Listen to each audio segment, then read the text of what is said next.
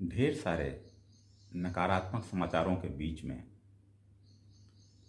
मैं आज आपसे कुछ बहुत सकारात्मक बातें शेयर करने जा रहा हूं।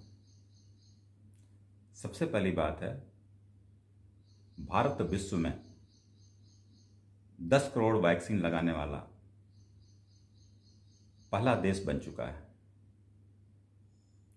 और उसी तरह से 15 करोड़ वैक्सीन भी उसने सबसे तेज गति से लगाई है।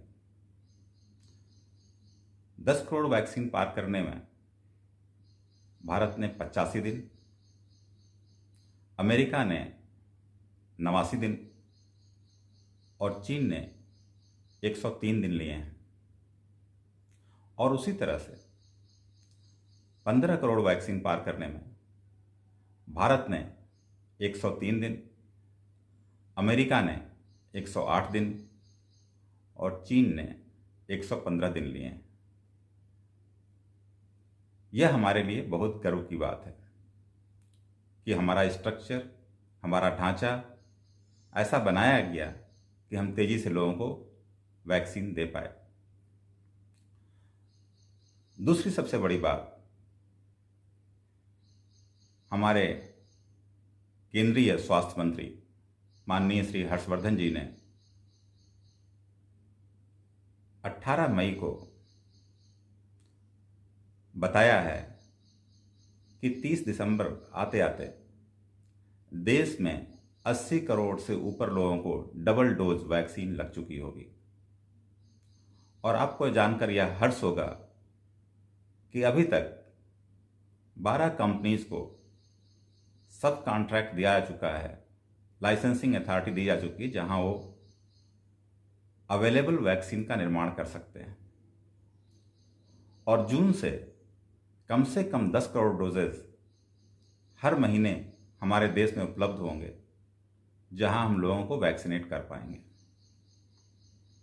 जैसा कि हम सभी जानते हैं, हमारे देश में फुल कैपेसिटी के ऊपर अभी तक जो 2 वैक्सीन बन रही थी, कोवैक्सीन जो भारत बायोटेक हैदराबाद बनाती है और दूसरी कोविशील्ड जो serum institute of India Pune बनाती है। कोवैक्सीन जो हैदराबाद में बन रही है वो पूर्णतया भारतीय वैक्सीन है। दूसरी वैक्सीन जो कोविशील्ड है उसको एस्ट्राजेनेका यूके के लाइसेंस के अंदर बनाया जा रहा है। यह रही वैक्सीन की बात। अब तीसरी बात पर आता हूं। मेरे कुछ दोस्तों ने कहा कि देश की बहुत बड़ी वैक्सीन बाहर एक्सपोर्ट की गई। यह बात सही है।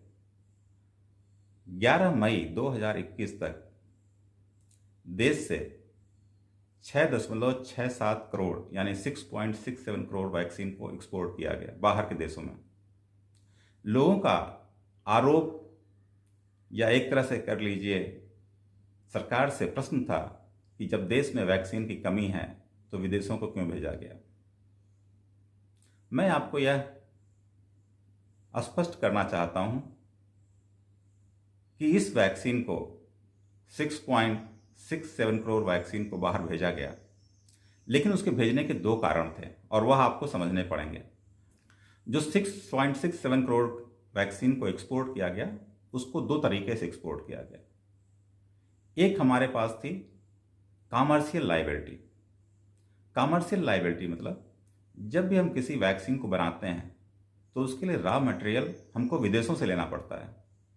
तो जब हम रॉ मटेरियल लेते हैं उसी समय हम एक उनके साथ एग्रीमेंट साइन करते हैं कि हम रॉ मटेरियल लेंगे तो इसके बदले में वैक्सीन जो प्रोड्यूस होगी उसका कुछ हिस्सा पेमेंट लेकर के हम उन कंपनीज को वापस करेंगे।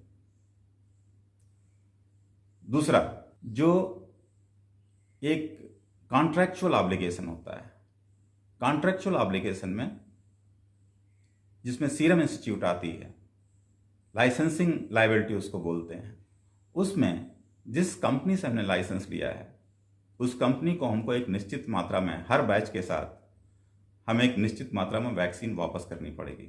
जैसे यूके की एस्ट्राजेनेका को हमें कुछ नंबर्स ऑफ वैक्सीन देने पड़ेंगे। हमने 14% वैक्सीन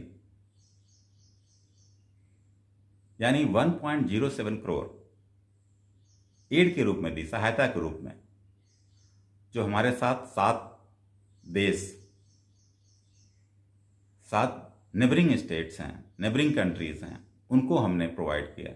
और उसमें 78 लाख जो एड गई है इन्हीं कंट्रीज को गई है, इन्हीं देशों को गई है, जिसमें बांग्लादेश भी शामिल है। हमने 20 लाख के आसपास vaccine UN peace keeping force को दिया। जैसा कि आप जानते हैं, यूएन पीस कीपिंग फोर्स में हमारे ढेर सारे सैनिक काम करते हैं, इसलिए उनको दिया गया। बचता है 84% वैक्सीन, जिसमें 5.57 करोड़ वैक्सीन बचती है, जो एक तरह से लाइसेंसिंग लायबिलिटी के रूप में और कॉमर्शियल लायबिलिटी के रूप में दी गई। उस एग्रीमेंट के अंतर्गत हम जितना भी वैक्सीन प्रोड्यूस करते हैं उसका कुछ हिस्सा पेमेंट के साथ हमें उनको वापस करना पड़ता है।